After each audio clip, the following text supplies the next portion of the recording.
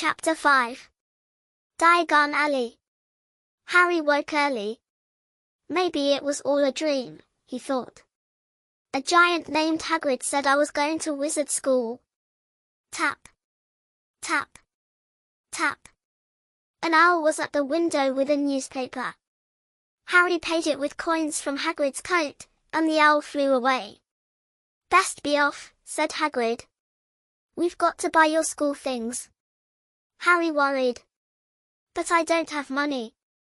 Your parents left you gold, Hagrid explained. We'll go to Gringotts, the wizard bank. Run by goblins. They rowed back to shore.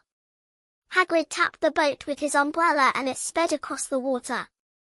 Harry's eyes widened. More magic. In London, Hagrid led Harry through busy streets. At a shabby pub called the Leaky Cauldron, everyone recognized Harry. Harry Potter, they whispered, shaking his hand. Even Professor Quirrell, a nervous teacher, greeted him.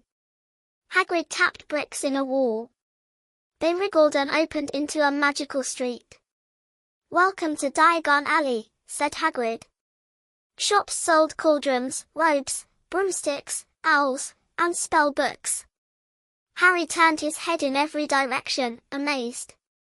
At Gringotts, goblins led them deep underground in a rattling cart. First, Harry saw his vault, piles of gold, silver, and bronze coins. All yours, said Hagrid. Then they visited a secret vault. Inside was only a small package, which Hagrid tucked into his coat. Hogwarts business, he said firmly. Next was Madame Malkin's robe shop. Harry stood on a stool while robes were pinned to fit him. Beside him, a pale boy bragged about broomsticks and Slytherin House. He sneered at Hagrid, but Harry said coldly, I think he's brilliant. Harry was glad to leave. Outside, Hagrid bought him a huge ice cream. As they walked, Harry asked, What's Quidditch? It's our sport, said Hagrid. Like soccer, but played in the air on broomsticks. They bought books, scales, a telescope, and potion ingredients. Hagrid checked the list. Just your wand left. And I'll get you a birthday present, an owl. Soon Harry carried a cage with a snowy owl, fast asleep. He stammered his thanks. Don't mention it, said Hagrid. Finally, they entered Ollivander's, the wand shop. Boxes stacked to the ceiling, the air tingled with magic. Mr. Ollivander appeared. Harry Potter. I thought I'd be seeing you soon. The wand chooses the wizard. Harry tried wand after wand, beechwood, maple, ebony, but none felt right. Sparks fizzled, boxes piled up. At last, Mr. Ollivander handed him a holly wand with a phoenix feather. Harry felt warmth in his fingers. He swished it, red and gold sparks burst out like fireworks. Bravo, cried Mr. Ollivander. Very curious. The phoenix feather in your wand came from the same bird that gave another feather. That wand gave you your scar.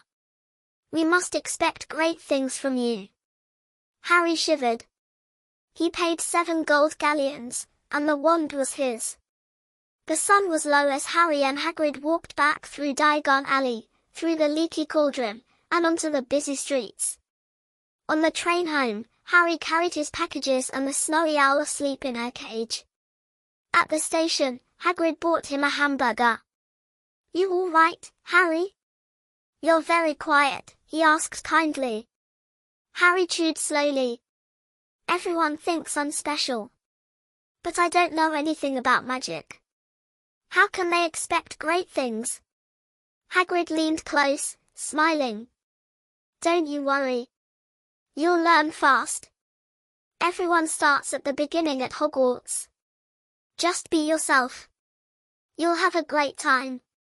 He handed Harry an envelope. Your ticket for Hogwarts. 1st of September, King's Cross. If the Dursleys give you trouble, send me a letter with your owl. The train pulled out. Harry pressed his nose to the window, wanting to see Hagrid until the very last moment. But when he blinked, Hagrid was gone. Harry sat back, the snowy owl asleep on his lap, his wand tucked safely away, and his heart full of wonder. It had been the best birthday of his life. And soon, his real adventure would begin.